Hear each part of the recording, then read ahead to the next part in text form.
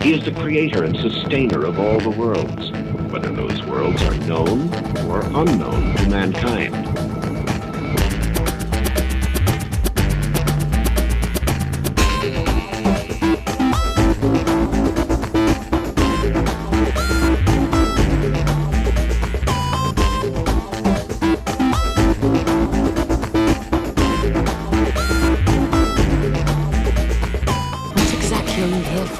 To see with eyes unclouded by hate. Does not wisdom cry and understanding put forth her voice? Hello everyone, my name is Charlie. You might know me better as sci-fi fantasy writer C.E. Dorset, and today we are finishing our discussion of The Prophet by Kahlil Gibran.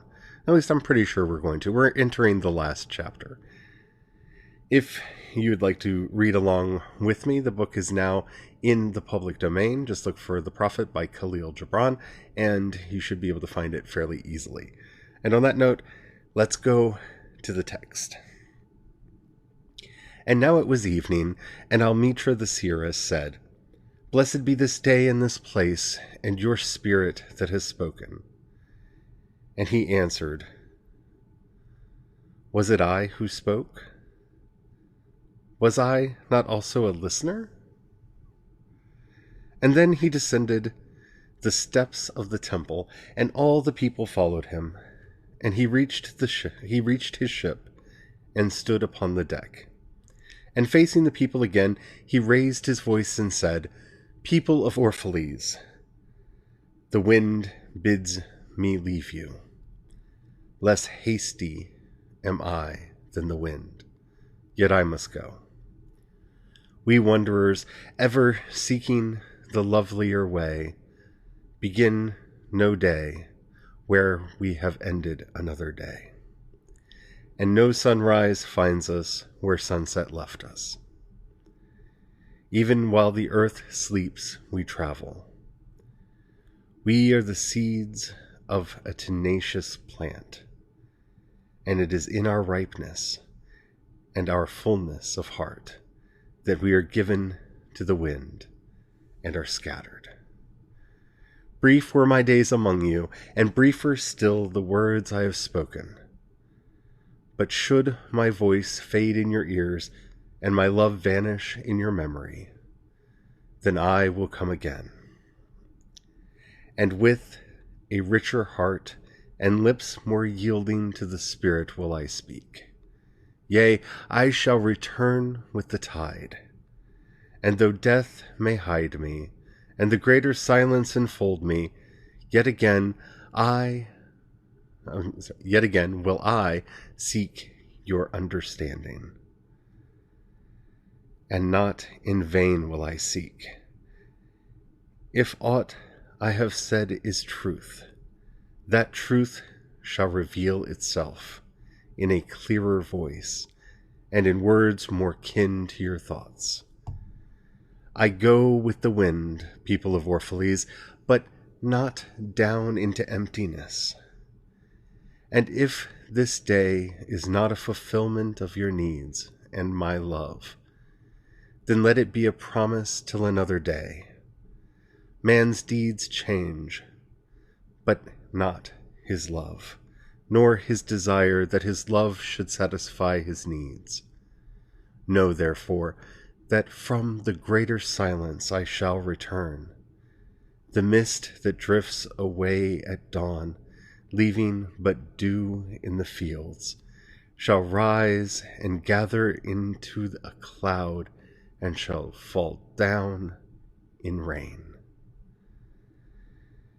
And not unlike the mist have I been. In the stillness of the night, I have walked in your streets, and my spirit has entered your houses, and your heartbeats were in my heart, and your breath was upon my face, and I knew you all. I knew your joys and your pain, and in your sleep, your dreams were my dreams. And oftentimes I was among you, a lake among the mountains. I mirrored the summits in you, and the bending slopes, and even the passing flocks of your thoughts and your desires. And to my silence came the laughter of your children in streams, and the longing of your youths in rivers. And when they reached my depth, the streams and rivers ceased not yet to sing. But sweeter still than laughter, and greater than longing, came to me. It was the boundless in you, the vast man in whom you are all but cells and sinew. He in whose chant all your singing is but a soundless throbbing. It is in the vast man that you are vast, and in beholding him that I beheld you and loved you. For that distance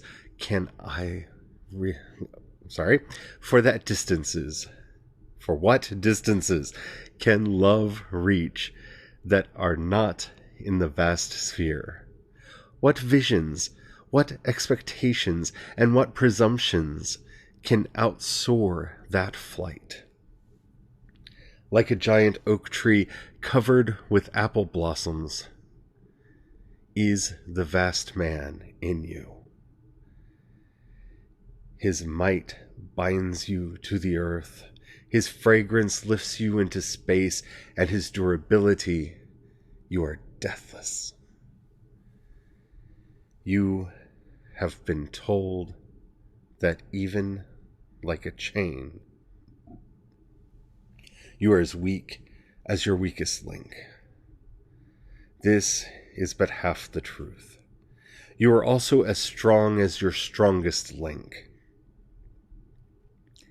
To measure you by your smallest deed is to reckon the power of the ocean by the frailty of its foam. To judge you by your failures is to cast blame upon the seasons for their inconsistency. Aye, you are like an ocean, and though heavy grounded ships await the tide upon your shores, yet even like an ocean, you cannot hasten your tides. And like the seasons, you are also. And though in your winter you deny your spring, yet spring, reposing within you, smiles in her drowsiness and is not offended. Think not I say these things in order that you may say the one to the other, he praised us well. He saw but good in us. I only speak to you in words of that which you yourselves know in thought. And what is word? Knowledge, but a shadow of wordless knowledge.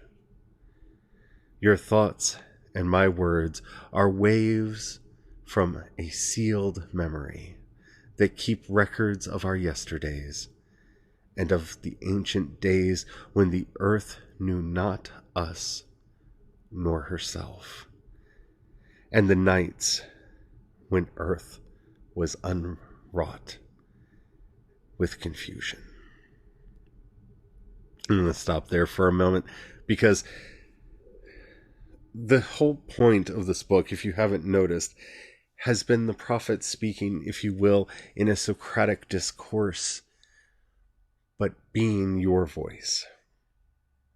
See, his entire insight, the secret, if you will, behind all of the text, all of the stories, is that through love, compassion, and silent mindfulness, all truth is already within you, all beauty is already within you, and through your attempts to seek it out and bring it forth into this world, you are allowing light and life and God to flow through you. That in our interconnectedness, we already have all of the wisdom that we need. If only we would visit that silent place where the wordless wisdom can come to us and we can understand what it is that we should do. It is not for us to judge others. It is not for us to judge ourselves. It is to dance in the wind, not hiding anything of who we are. Because we change as the tree changes. The water flows through us, the stream flows on, and sometimes it goes over the rocks and its surface is disturbed, and sometimes over the smooth sand. And it looks as soft and placid as a lake. In remembering these times and seasons and these changes within us, we seek out and find the truth in our own hearts. We find the wisdom within ourselves to do the things that we ought to do the things that we are here to do. And we remember that in the silences that fill so much of our days, there is wisdom and beauty. And so we listen to the prophet not to be flattered, not to go, oh, what a good person am I. Did he not speak of us well? It is not the job of the prophet to speak of us well or to condemn us, but to hold up a mirror to show to us what we truly are. And this is all that the prophet has done. Throughout all that we have learned and all that we have talked about through this book, deep down inside, part of us already knew everything that we were to talk about and everything that we were here to meet about. We just needed to be reminded.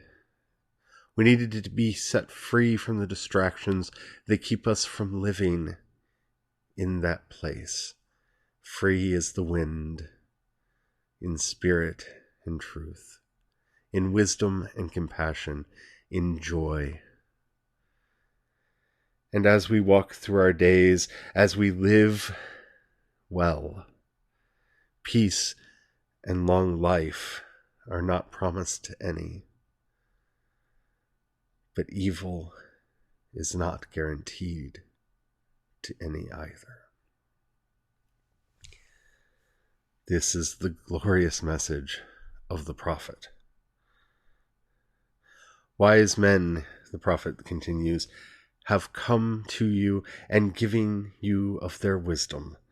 I came to take of your wisdom, and behold, I have found that which is greater than wisdom. It is a flame spirit in you, ever gathering more of itself, while you, heedless of its expansion, bewailing the withering of your days. It is life in quest of life in bodies that fear the grave.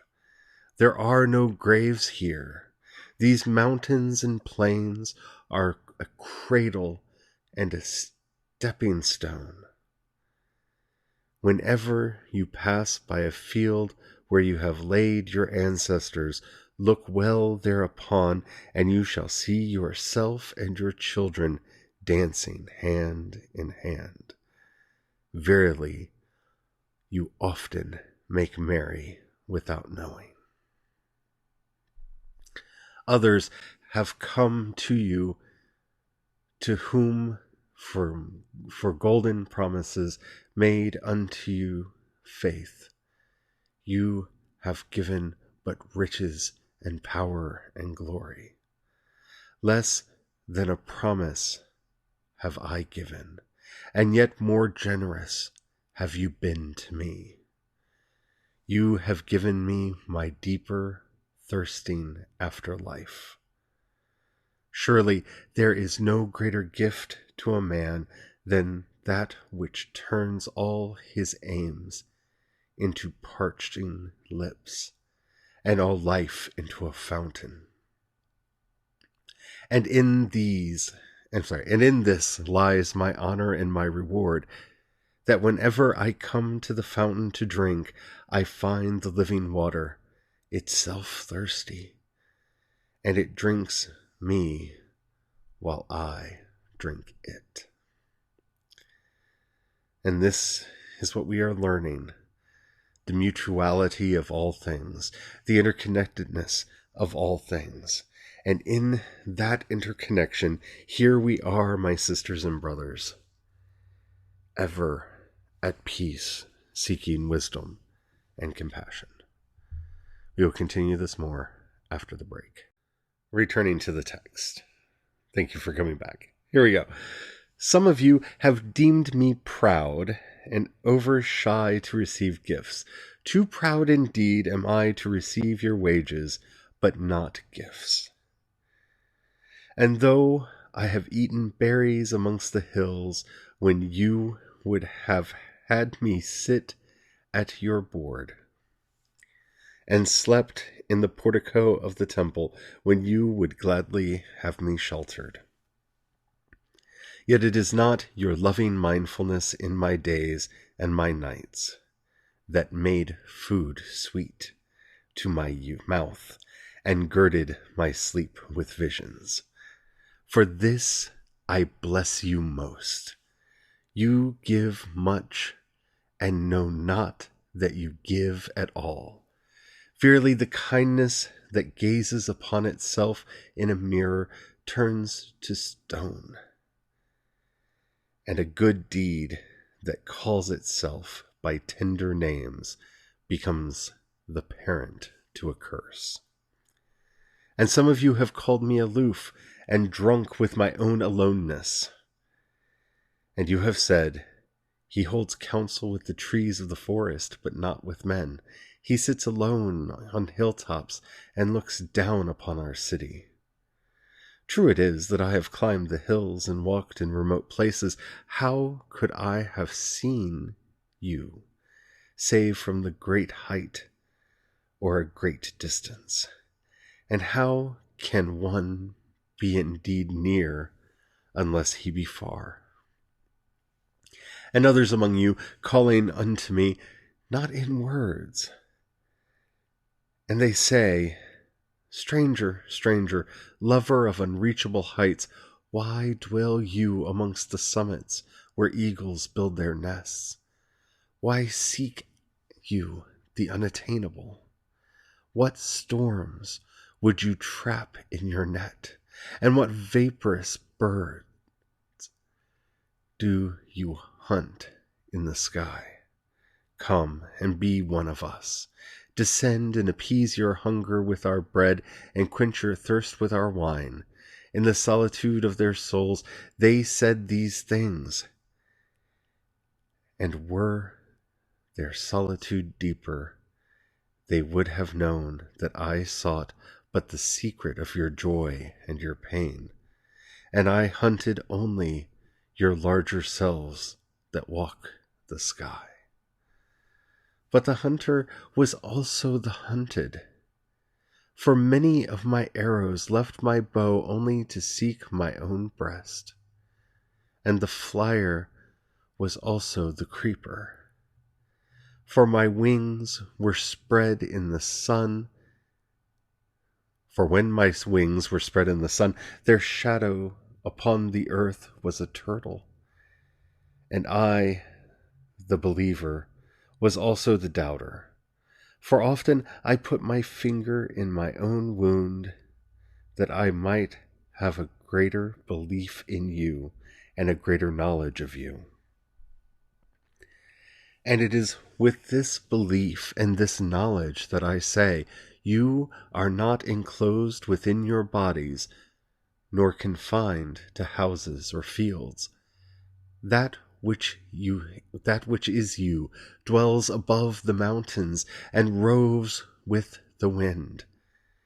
It is not a thing that crawls into the sun for warmth or digs holes in darkness for safety, but a thing free, a spirit that envelops the earth and moves in the ether.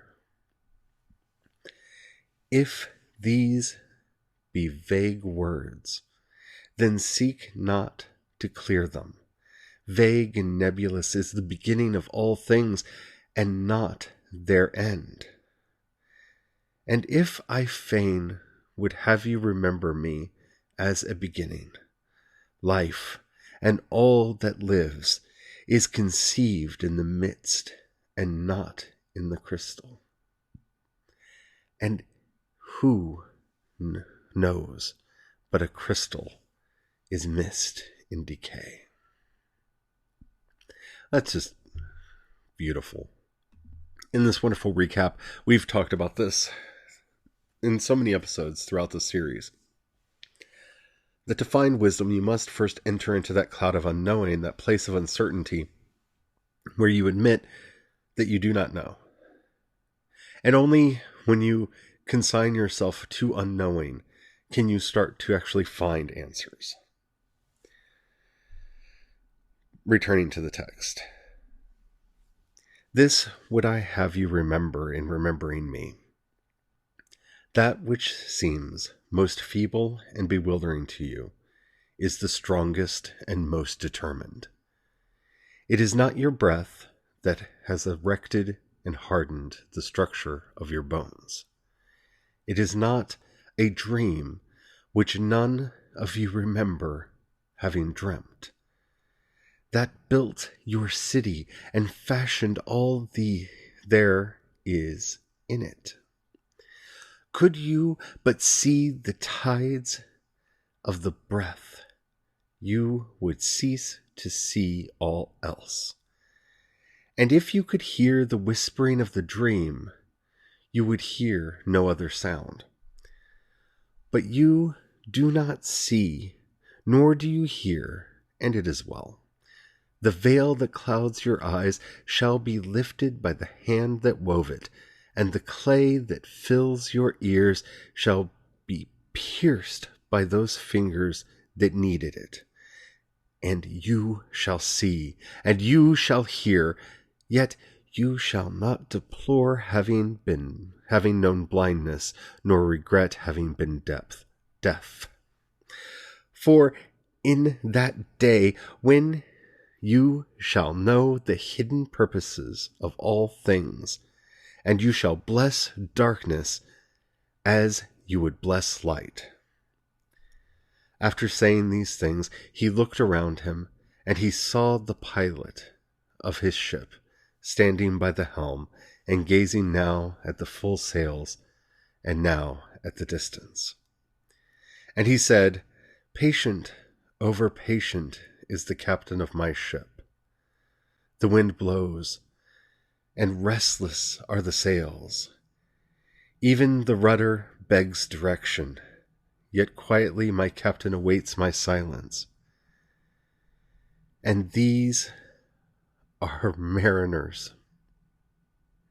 And these, my mariners, who have heard the choir of the greater sea, they too have heard me patiently. Now they shall wait no longer. I am ready.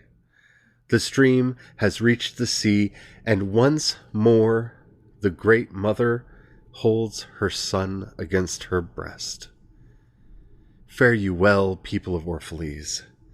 This day has ended, and in closing upon us, even as the water lily upon its own tomorrow, what was given us here we shall keep, and if it suffices not, then again we must come together, and together stretch our hands unto the giver.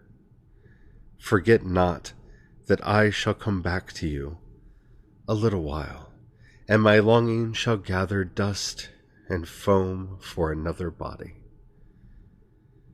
And a little while, a moment of rest upon the wind, and another woman shall bear me. Farewell to you and the youth I have spent with you. It is but yesterday we met in a dream. You have sung to me in my aloneness, and I, in your longings, have built a tower in the sky. But now our sleep has fled, and our dream is over, and it is no longer dawn.